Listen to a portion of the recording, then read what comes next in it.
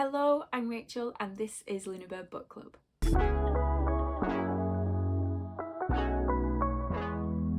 This is the November edition of Rachel's Reading Wrap-up 2024, which is a series of videos where I talk about the books that I've read or not read throughout the month, or the books that I've acquired or got rid of throughout the month. And this month, well, I'm starting this video on the November the 23rd instead of the 1st of November because I have been very busy. I was in a show until the 9th of November, and then on the 10th of November it was pack up from the show, and then my dog was sick, and then the stress of my dog being sick made me sick, so I just haven't had a lot of time or mental space to focus on reading physical books. So I haven't done that much physical reading. I have listened to some audiobooks, but books that I carried forward into the month were the audiobook of Memory of Light by Robert Jordan. I'm wanting to listen to the last battle chapter of this all in one sitting, but that chapter is 9 hours long, so it's difficult for me to find a time to actually do that. And looking at my calendar, I don't know if I will be able to do that or if I will have to accept that I'm just going to have to listen to it in stages. But we'll see how I feel about that before the end of 2024. I was also reading The Letters of Vincent van Gogh and Your Silence Will Not Protect You by Audre Lorde.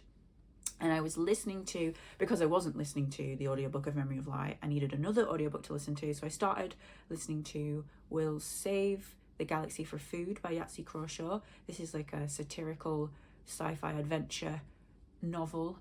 And I have listened to it before, but I had forgotten a lot of what had happened. And I wanted to listen to the second one, We'll Destroy the Galaxy for cash. So I needed to re-listen to the first one so I could remind myself of what had happened in that first installment. I have listened to them both since November started, and I really enjoyed them. They're really funny and just quite easy listening, and I really like the humour in them. It's quite sarcastic and that kind of stuff. I'm a bit disappointed in the second one because my favourite character from the first one wasn't in it as much, and I just missed her meanness and independence and sarcasm, and I think that she was a worthwhile addition to the cast, and her lesser involvement in the second one did make me sad. I also found out that there's a third one called We'll Leave the Galaxy for Good, so I think next time maybe once I've finished A Memory of Light, I'll revisit that and get that audiobook and listen to that,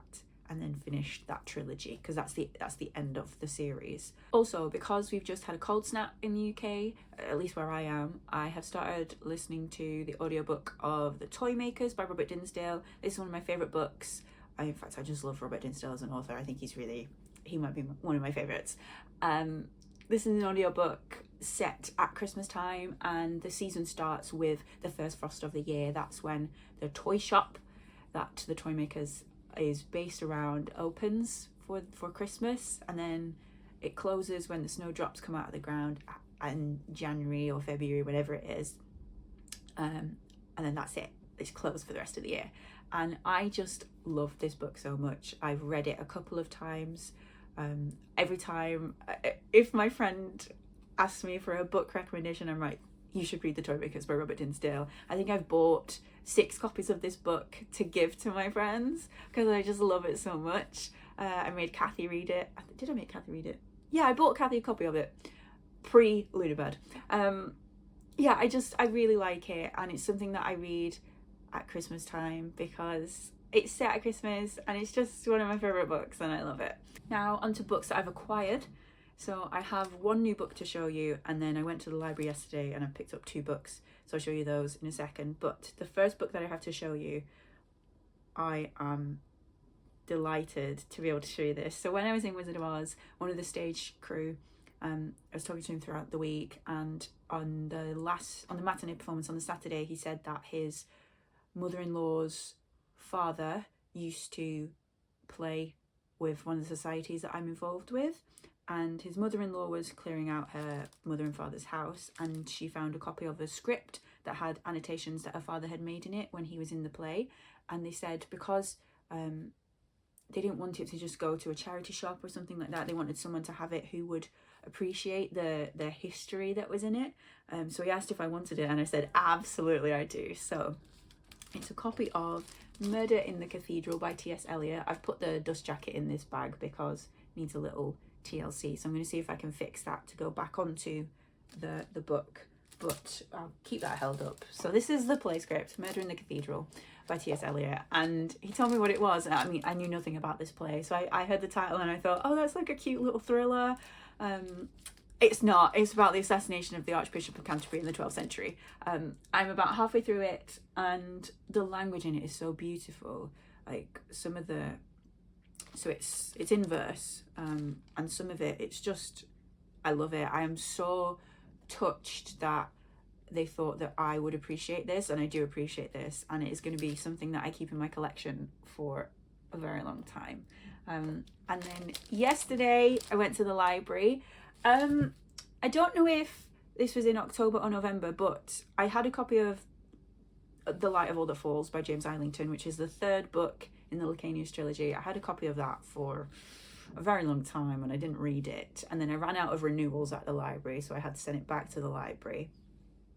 So I did that, and then yesterday I went to the library and it was still there, so I picked it back up. So the idea is that before December starts, I will have read this book, and then when December starts, I have a book to read from one of my friends, and then it's Wind and Truth time, and then we'll see what happens after Wind and Truth. But ideally I will get this finished before December. I know that's only a week, but we'll see. I also picked up The Mysterious Affair at Styles by Agatha Christie. This is the first in the Hercule Poirot novels.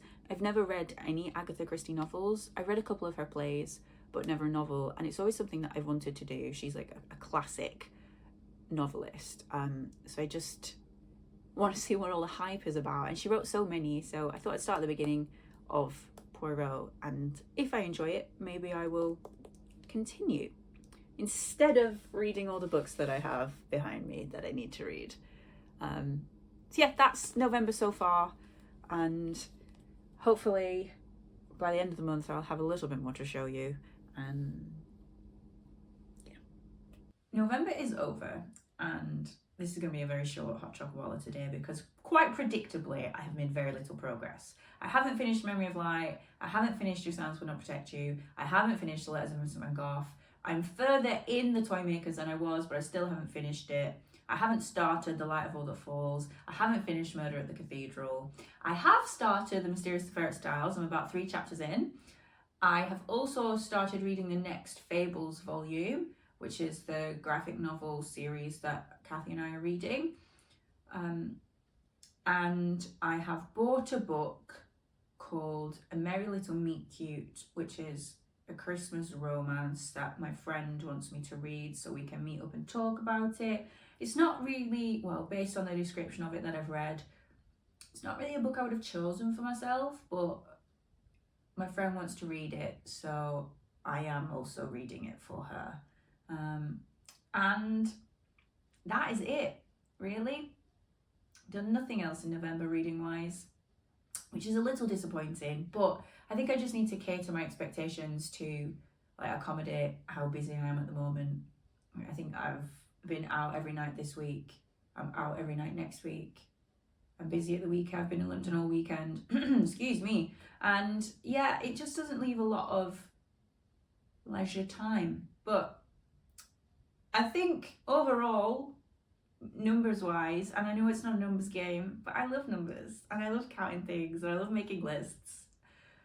Numbers wise, I think I am doing better than I was this time last year, which is, you know, I'm going to take that as a win. That is the end of Rachel's reading wrap up for November. Kathy's monthly reading journal for November came out yesterday, so if you haven't already watched that, you should go and watch that now. And I will see you in December for hopefully slightly more productive reading month, but we all know that that is unlikely.